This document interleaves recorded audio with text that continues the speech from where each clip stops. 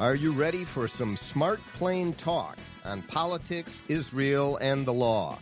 It's the Andrew Parker Show. Let's roll. Welcome to another episode of the Andrew Parker Show. Go to theandrewparkershow.com to visit our website, subscribe, follow us. We talk politics, Israel, and the law every episode. We now have over 420 episodes, and thank you once again for joining us. As today, I want to talk about perhaps one of the most fundamental or foundational topics of our time, because it affects us all every day, every minute of every day. And that is whether or not freedom, liberty, the pursuit of happiness are actually principles that we will defend until the end, that we will defend no matter what, that we believe in the sanctity of life, that we believe in the concepts that are so important if you really analyze them, though they may not sound like it initially, and that is the concepts of private property. Because without those concepts, we are left with might makes right. The strongest prevail and the weakest are taken out, with laws and rules, norms and mores that we follow, consistent with the principles of private property. We order our society with laws developed by us through our representatives in a way that separates us from the state of nature, from might makes right. And we cherish those inalienable rights, right of freedom, liberty, and the pursuit of happiness. Because man can be great when developing in such an experiment.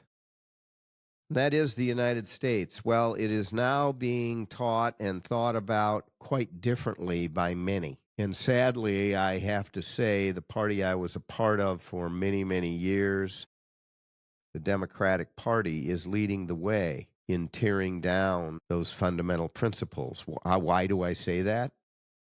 It's not like all of those who are elected in the Democratic Party don't believe, but many don't. And it is becoming insidious within the party, and party leaders, to the extent it exists, that they exist in the party, are doing little or nothing about it, other than to continue to support those voices of hate toward America, American history, and what America stands for. We are indeed teaching hate. Everything we do, all news and reports and facts that we hear, and the drumbeat of it has such vitriol against the United States, vitriol about how it is the worst of the world, and we need to change it. All the way to the point of reparations, but just more fundamentally, we must change. Revolutionize change. And it is reminding us this past week, and more than reminding us, it is showing its ugliness this past week. The remembrance is from 24 years ago, 9/11, when the United States was attacked precisely for being the United States, precisely for being the shiny city on the hill, a beacon to the world of democracy, freedom, liberty, the pursuit of happiness. Attacked by Islamic radicals, and really bringing to a punctuation point a fight for the ideals of Western civilization. The reason I'm concerned is because in the past 24 years, I'm not so sure we are winning this battle or this war. Battles here and there we have won. We responded to 9/11 somewhat. Osama bin Laden is no more. So we brought the perpetrators to justice, and then stood on the sidelines. Islamic radicals did not stand on the sidelines. They came together, and 2 years ago on October 7th, not just Hamas, many, many others, in full-throated support, not just with voice, but with treasure, logistical, and human support. They carried out one of the most heinous attacks since World War II, Nazi-like attacks. One of the few times you can compare something related to the Third Reich to what has happened today, one of the very few times. And so that happened on October 7th. Well, what does one have to do with the other, Parker? Well, it has a lot to do with the other, because while it's couched in, oh, if we just had our land, October 7th would have never happened. That's just not true.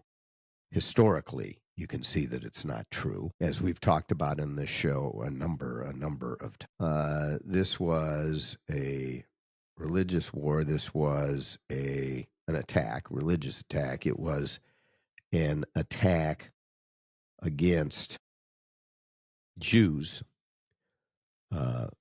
for being Jews. It was an attack to wipe out the state of Israel, to destroy its psyche, and that did not and will not happen. And Israel has responded, making every attempt possible to not achieve military victory through bullets, but rather through negotiation, and have been rejected at every step while hostages are held.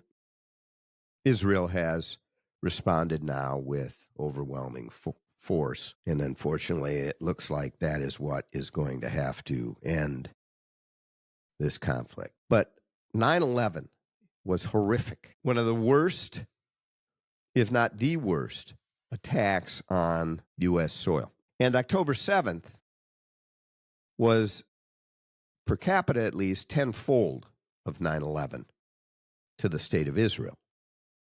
But make no mistake, the attacks against the state of Israel, the attack of 9/11, are spawned out of the same crucible, the same essence. And the idea of America, the idea of a democratic state, Jewish state in the Middle East, must be destroyed, our enemies believe. And that's what they're out to do. We don't want to fight that war, but we must. And we're not doing it very well.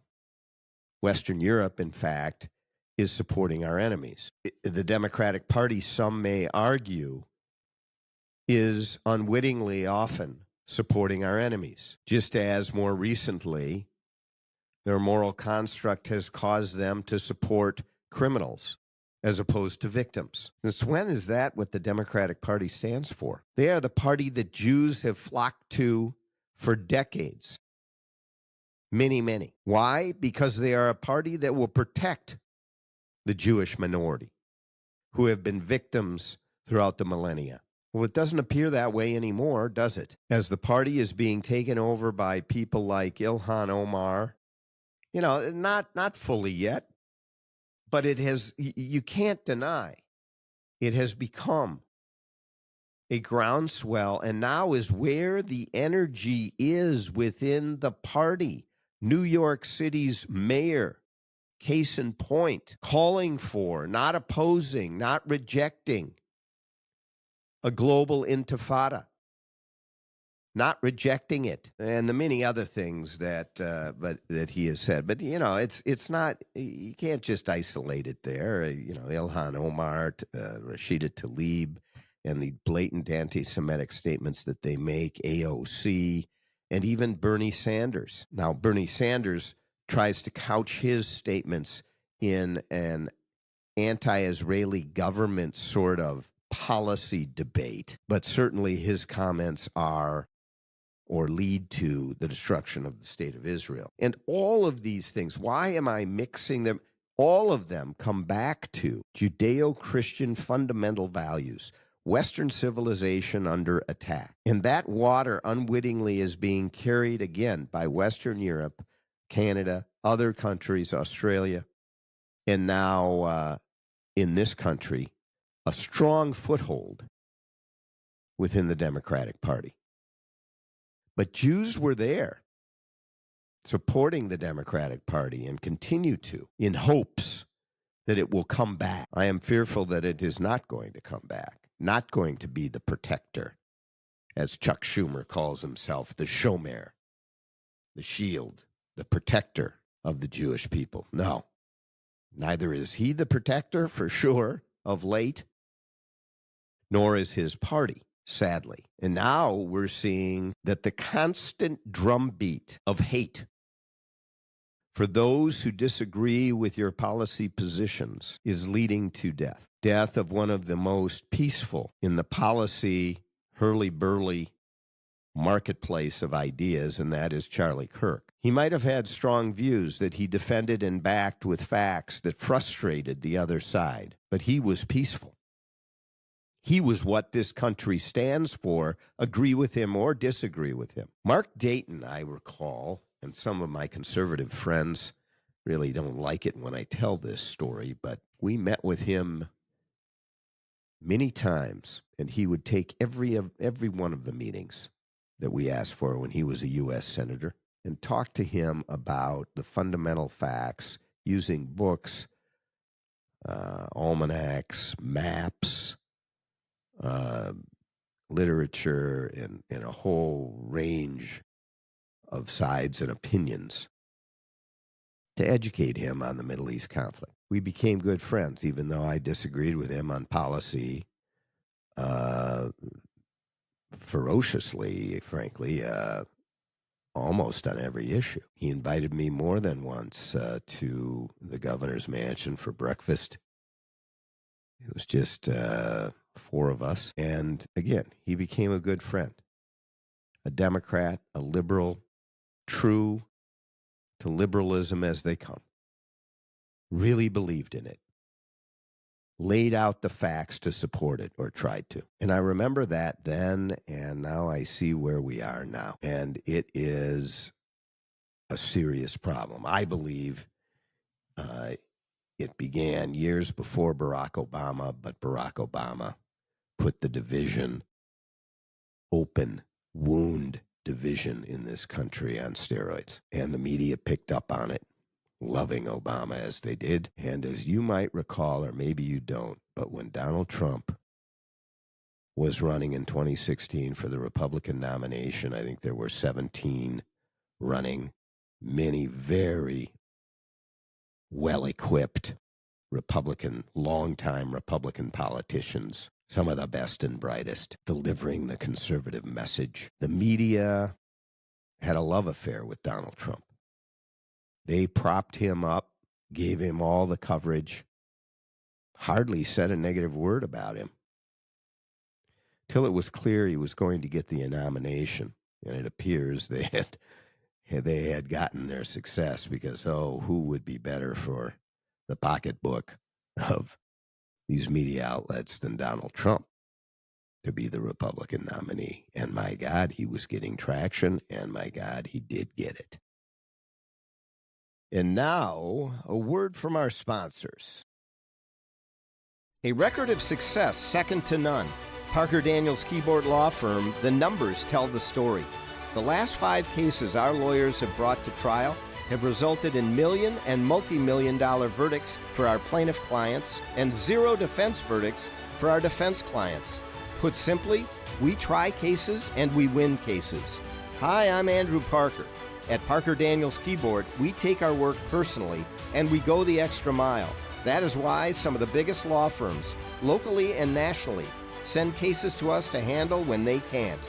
If you have a challenging and critically important business or personal legal dispute that must be favorably resolved, whether regarding a contract matter, a business divorce, a real estate dispute, an employment dispute, a civil rights or defamation matter, plain talk, if it's a big deal, contact us at Parker Daniels Keyboard. Wise counsel, winning results. Go to parkerdk.com. Looking to reduce your tax liability and grow your portfolio? Consider Texas-based Texacoma Resources. They have been delivering results for over 40 years in energy investments. Investors may benefit with strategic advantages like depreciation, depletion, and drilling, but should consult their tax advisors for their specific situation. Call True North Investment at 612-968-3442 to learn more. That's True North Investment, 612-968-3442. Texacoma Energy that works for you. Then, like on a dime, the media turned. And this is not just conspiracy theory, Parker, this, that. You look back on any study that was done of the coverage of the Republican nomination prior to the convention in 2016, 2015, 2016.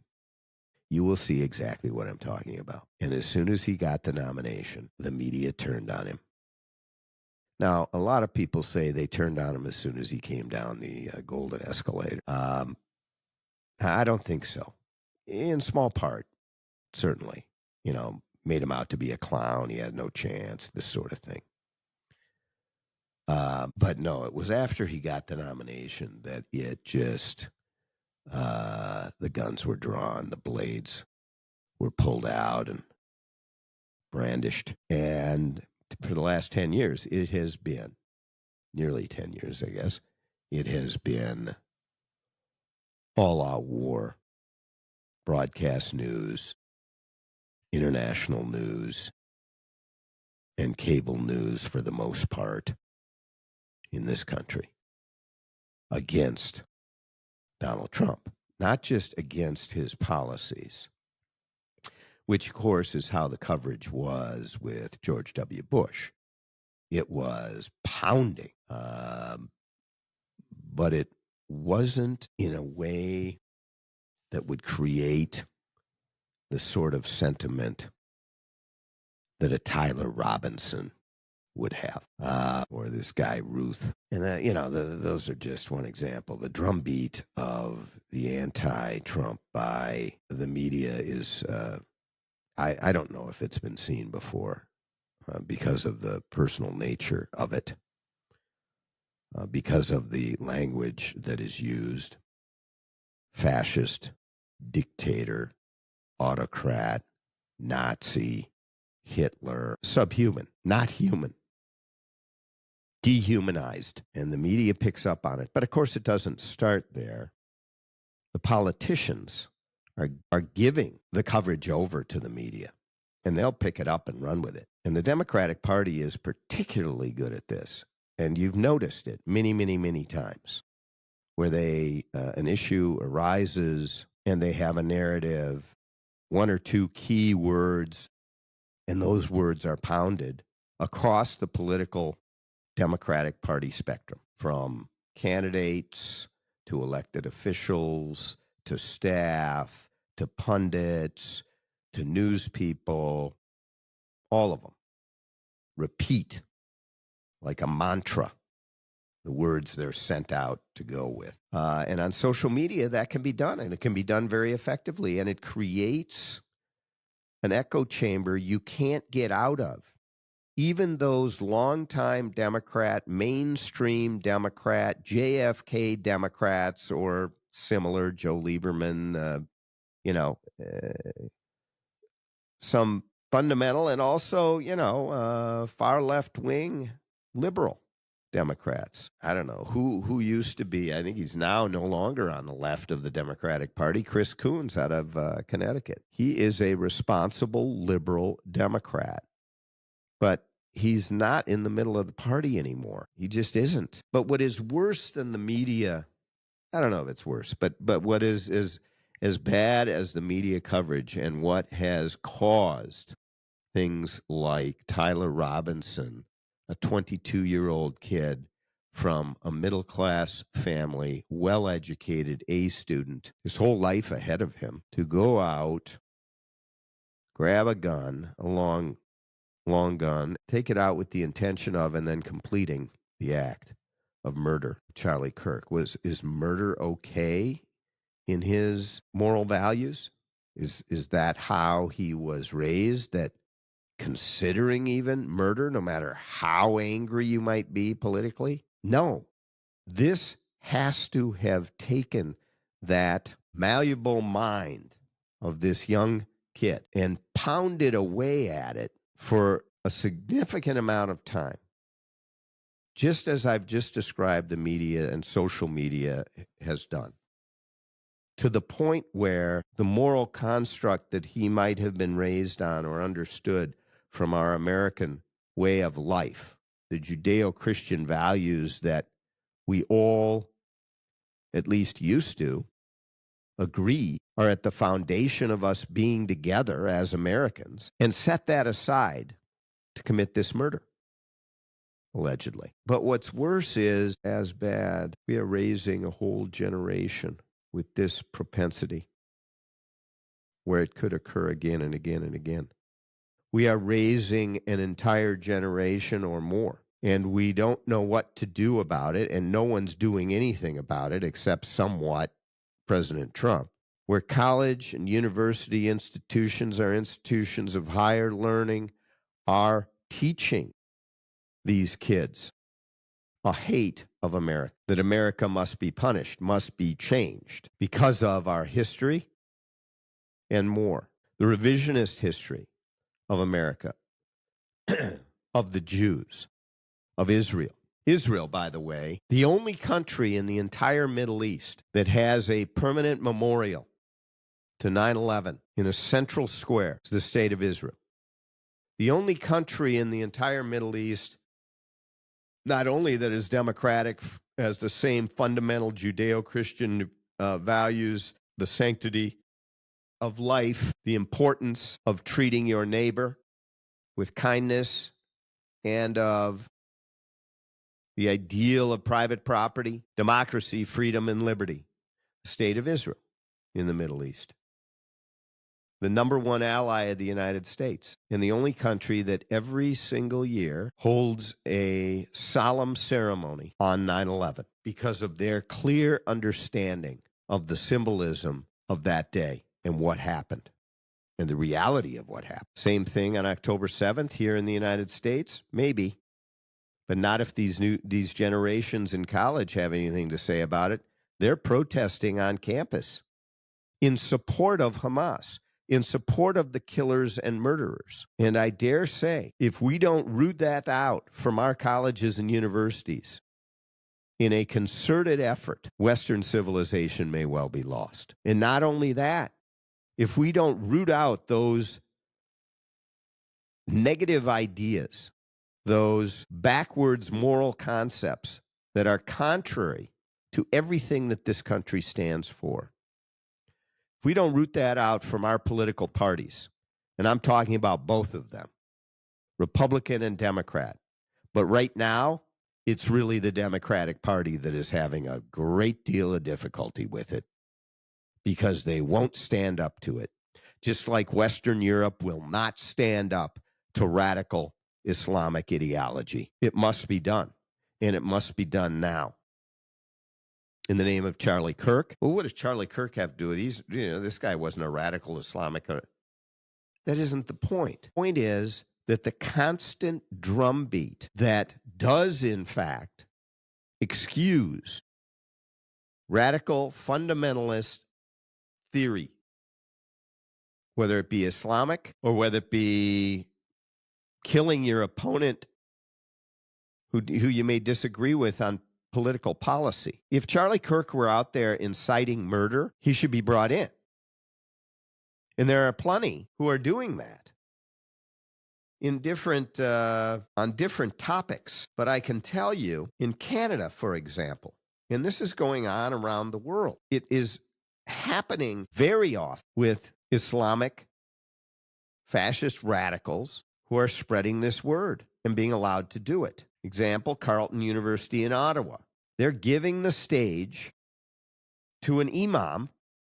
Well, he's a religious leader. Of course, we're going to give him the pulpit. But what has this imam said? He's called for Jewish professors to be, quote, taken out. He has declared, quote, that the nation of Israel must be abolished. We cannot settle for anything less. He talks about conspiracies that Jews control healthcare and education, just an outrage. Baloney. And he shifts the blame for October 7th away from the terrorists who carried it out. Instead, he talks about sexist and queer-phobic ideology. And these messages are being delivered to students, some in their first or second year in college. The idea of academic freedom on our campuses is being twisted in order to shield the hate of the speaker. When you talk of people being taken out, to young minds who all they hear is the drumbeat of Hitler and Nazis, and that the media pushes out there, that the Democratic Party screams about, using those terms, those words. Is it a wonder that this type of thing happened? And why Charlie Kirk? I'll tell you why. Those that want to revolutionize the world know that Charlie Kirk is standing in the way, like few others, if any. Donald Trump will come and go. Charlie Kirk is educating future generations. It is there that the war comes to a head. But the war should be a war of ideas and policies. It has been for decades. It's not a war of bullets. It should just be a battle of ideas and policies. That's what academic freedom is. It's not calling your opponent Hitler, a fascist, a dictator, the biggest threat to democracy, and dehumanizing him repeatedly over and over and over again. And the bottom line is, much of what is being accused is false. It's based on fake facts. So this past week, the anniversary of 9/11, the 24th year, as well as the assassination of Charlie Kirk, while quite different, is a watershed moment for not just the United States, for America, but really for fundamental principles, moral values for Western civilization. And a decision must be made whether those values are worth fighting for, not with weapons necessarily, although when we're talking about terrorism, there should be a NATO-like organization to fight world terror. That still hasn't come to pass. Hopefully it will soon. And with that, I hope you will join us on our next episode of The Andrew Parker Show. In the meantime, go subscribe, sign up for getting our emails. Go to theandrewparkershow.com. You can certainly also reach us by text, 952-522-2818. 952-522-2818. Let's protect those things that are precious to us. Let's strive for freedom, liberty, and the pursuit of happiness. And let's reject the type of environment that has young kids doing what Tyler Robinson did this past week. Thank you again, and until next time, be kind to your neighbor. For more smart, plain talk, go to theandrewparkershow.com. Learn about all of your listening and viewing options. And remember, all the great things are simple, and many can be expressed in a single word: freedom, justice, honor, duty, mercy, hope.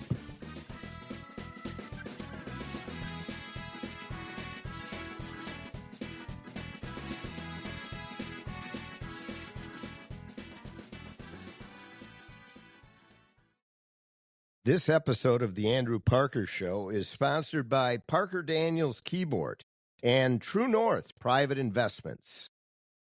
Did your employer make you sign a promissory note when joining the company, and now you want to leave, but you're afraid your firm will pursue you personally for that debt? This is Jesse Keyboard from the law firm Parker Daniels Keyboard. I recently represented a client who had signed such a note, and I was able to get them out of their $500,000 debt to their company, which allowed them the freedom to exit a bad employment situation and enter a much better one. Meeting our clients' objectives is our focus at Parker Daniels Keyboard, and in this regard, we win. Our experienced trial team of lawyers at Parker Daniels Keyboard have secured major victories in state and federal courts across the country and through arbitration. We have the legal expertise in all types of business disputes, labor and employment matters, real estate matters, shareholder disputes, financial transactions, security issues, and appeals. For wise counsel, winning results, contact us at Parker Daniels Keyboard, a premier litigation law firm that provides efficient, aggressive, and innovative solutions to complex legal problems. Wise counsel, winning results. Go to parkerdk.com. Looking to reduce your tax liability and grow your portfolio? Consider Texas-based Texacoma Resources. They have been delivering results for over 40 years in energy investments. Investors may benefit with strategic advantages like depreciation, depletion, and drilling, but should consult their tax advisors for their specific situation. Call True North Investment at 612-968-3442 to learn more. That's True North Investment, 612-968-3442. Texacoma Energy that works for you.